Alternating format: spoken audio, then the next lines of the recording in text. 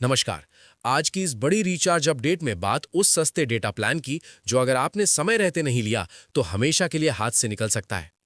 कम कीमत में ज्यादा डेटा और एंटरटेनमेंट ढूंढ रहे यूजर्स के लिए ये खबर बेहद जरूरी है, क्योंकि बीएसएनएल का 100 जीबी डेटा वाला खास प्लान 31 जनवरी के बाद बंद होने वाला है।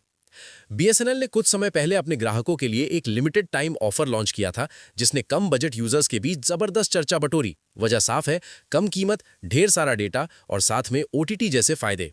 लेकिन अब इस ऑफर की आखिरी तारीख नजदीक आ चुकी है।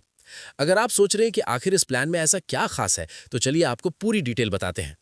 बीएसएनएल का 251 रुपए वाला ये प्लान अपने आप में काफी दमदार है। इस प्लान के साथ यूजर्स को पूरे 100 जीबी हाई स्पीड डेटा दिया जा रहा है। ये डेटा किसी डेली लिमिट के साथ नहीं आता, यानी आप चाहें तो एक ही दिन में पूरा डेटा इस्तेमाल कर सकते हैं या फिर पूरे 30 दिन में आराम से खर्च कर सकते हैं। सिर्फ डेटा ही नहीं, इस प्लान में अनलिमिटेड वॉइस कॉलिंग और प्रतिदिन 100 एसएमएस की सुविधा भी दी जा रही है। इसके साथ ही एंटरटेनमेंट का भी पूरा ध्यान रखा गया है, क्योंकि इस प्लान में बीएसएनएल आईटीवी का फ्री एक्सेस मिल रहा है। बीएसएनएल आईटीवी एक प्रीमियम कंटेंट स्ट्रीमिंग सर्विस है, जहां यूजर्स को 450 से ज्यादा लाइव टीवी चैनल्स और 25 से ज्यादा ओटीटी प्लेटफॉर्म्स का कंटेंट देखने को मिलता है। यानी एक ही रिचार्ज में डेटा, कॉलिंग और एंटरटेनमेंट तीनों का फायदा। अगर खर्च की बात करें तो 251 रुपए की कीमत और 30 दिन की वैधता के हिसाब से इस प्लान का डेली खर्च करीब 8 रुपए 36 पैसे बैठता है, जो आज के महंगे रिचार्ज दौर में काफी किफायती माना जा सकता है। अब सबसे जरूरी बात, इस ऑफर की आखिरी तारीख।